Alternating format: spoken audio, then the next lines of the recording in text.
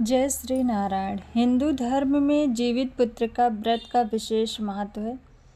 इस व्रत को जितिया या ज्योतिया व्रत भी कहते हैं। इस दिन माताएं अपने संतान की लंबी आयु के लिए व्रत रखती हैं। यह व्रत कठिन व्रतों में से एक माना गया है। ज्योतिया व्रत में महिलाएं 24 घंटे तक अन्न व जल कुछ ग्रहण नहीं करती हैं। इस साल ज्योतिया जीवित पुत्र का व्रत कब है? पूजन का शुभ मुहूर्त कब है? हिंदू पंचांग के अनुसार आश्विन मास के कृष्ण पक्ष की अष्टमी तिथि को जितिया व्रत रखा जाता है। यह अष्टमी तिथि 24 सितंबर को दोपहर 12:38 पर शुरू होगी और 25 सितंबर को दोपहर 12:10 पर समाप्त होगी। इस साल जीवित पुत्रिका का व्रत 25 सितंबर 2024 को है।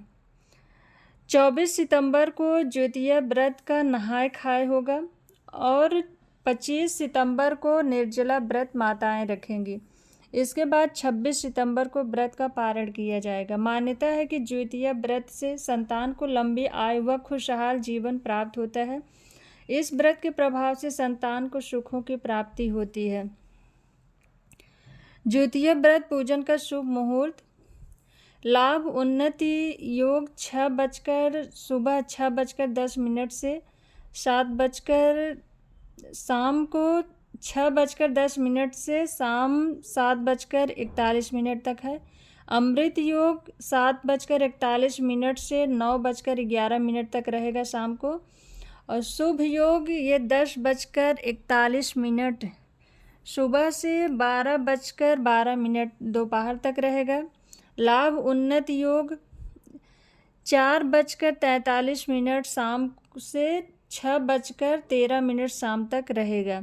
ज्योतिया व्रत में सुबह जल्दी उठकर स्नान करें। स्नान आदि करने के बाद सूर्य नारायण की प्रतिमा को स्नान कराएं। धूप दीप आदि से आरती करें और इसके बाद भोग लगाएं। मिट्टी और गाय के गोबर से चील या सियारिन की मूर्ति बनाएं। कुशा से बनी जीमूत वाहन की प्रतिमा को धूप दीप चावल पुष्प आदि अर्पित करें। विधि विधान से पूजा करें और व्रत की कथा अवश्य सुनें। व्रत पारण के बाद दान अवश्य करें।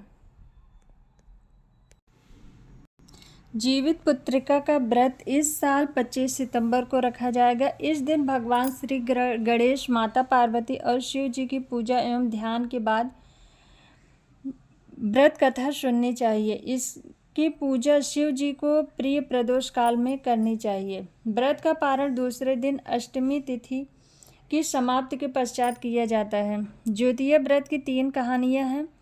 अपनी परंपरा के अनुसार जो कथा आपके यहाँ पढ़ी जाती है आप उसे पढ़ सकते हैं।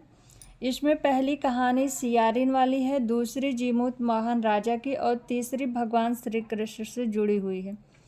चील्हो सियारों की कथा।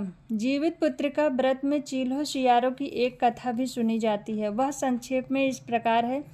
एक वन में सेमर के पेड़ पर एक चील रहता था। पास की झाड़ी में एक सियारिन भी रहती थी।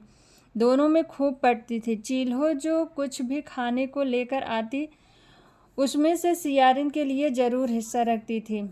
सियारिन भी चील्हो का ऐसा ही ध्यान रखती थी। इस तरह दोनों के जीवन आनंद से कट रहे थे। एक बार वन के पास गांव में औरतें ज्योतिया की पूजा की तैयारी कर रही थी। चील्हो ने उसे बड़े ध्यान से देखा और अपनी सखी सियारों को भी बताया। फिर चील्हो सियारों ने तय किया कि वे भी यह व्रत करेंगी। सियारों और चील्हो ने ज्योतिया का व्रत रखा। बड़ी निष्ठा और लगन से दोनों दिन भर भूखे प्यासे मंगल कामना करते हुए व्रत करते रहे। मगर रात होते ही सियारिन को भूख प्यास सताने लगी। जब बर्दाश्त न हुआ तो जंगल में जाके उसने मांस और हड्डी पेट भर खा ली। चील्हो के हड्डी चबाने के कड़कड़ की आवाज़ सुनी तो पूछा कि यह कैसी आवाज़ है। सियारिन ने कह दिया, बहन, भूख के मारे पेट गुड़गुड़ा रहा था, यह उसी की आवाज़ है। मगर चील्हो को पता चल गया। उसने सियारिन को खूब लताड़ा और जब व्रत नहीं हो सका तो संकल्प क्यों लिया।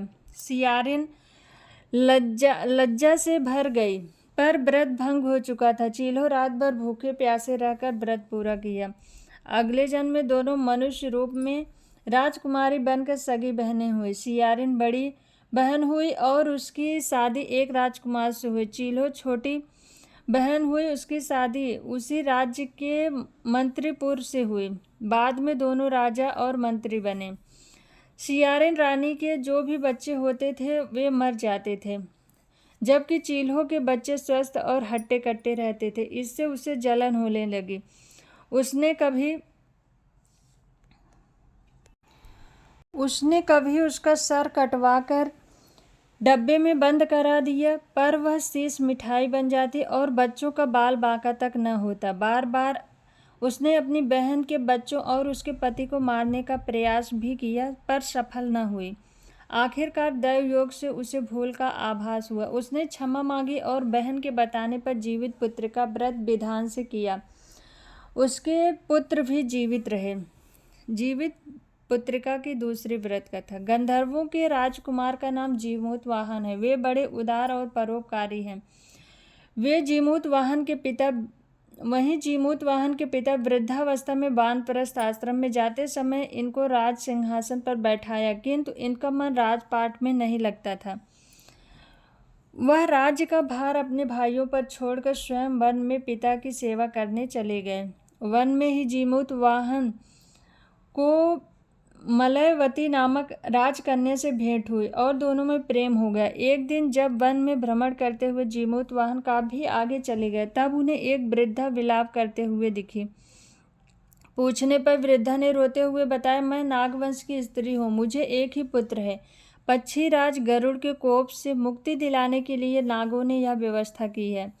वे गरुड़ को प्रतिदिन भक्षण हेतु एक युवा नाग सौंपते हैं। आज मेरे पुत्र शंखचूड़ की बलि का दिन है। आज मेरे पुत्र के जीवन पर संकट है और थोड़ी देर बाद ही मैं पुत्र विहीन हो जाऊंगी।